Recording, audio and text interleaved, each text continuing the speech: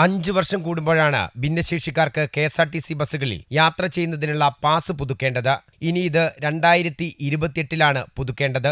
അതേസമയം മുൻപ് ഇത്തരമൊരു സാഹചര്യമല്ല ഉണ്ടായിരുന്നതെന്നും തുടർച്ചയായി 2 ഇടത് സർക്കാർ മാറി മാറി വന്നെങ്കിലും അതിനൊന്നും ഒരു പരിഹാരവും ഉണ്ടായില്ലെന്നും ഭിന്നശേഷി കൂട്ടായ്മ പറയുന്നു. സ്ഥിരം ഭിന്നശേഷിക്കാർക്ക് സ്ഥിരം പാസ് ഇപ്പോൾ 5 വർഷം കൂടുമ്പോൾ പുതുക്കുന്ന സമയത്ത് വരുമാന സർട്ടിഫിക്കറ്റ് ഹാജരാക്കണം. 20,000 രൂപയാണ് അവർ പറയുന്നത് ആ ഫോമിൻ്റെ അകത്ത്. അപ്പം നമ്മളെ പെൻഷൻ തന്നെ 24,000 രൂപയുണ്ട്. അപ്പം ഭൂരിഭാഗം ആളുകൾക്ക് ഇത് ലഭിക്കില്ല. ശാരീരിക വൈകല്യമുള്ള 50% ആളുകൾക്ക്. അപ്പോൾ എനിക്ക് സ്ഥിരം വൈകല്യമാണ്. എന്നെപ്പോലുള്ള എത്രയോ ആളുകളുണ്ട്, അവർക്ക് സ്ഥിരം പാസ് കൊടുക്കണം എന്നാണ് ഞങ്ങൾ പറയുന്നത്. അങ്ങനെയാണ് വലിയ ഒരു ഗുണമാണ്.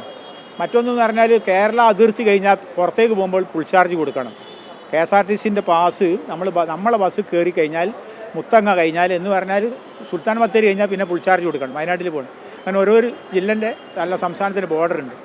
അത് മാറ്റിയിട്ട് ശരിക്കും പാസഞ്ചർ പോലെ തന്നെ എക്സ്പ്രസ്സിൽ ഞങ്ങൾക്ക് പാസ് തരാൻ ഞങ്ങളൊരു അഭ്യർത്ഥന.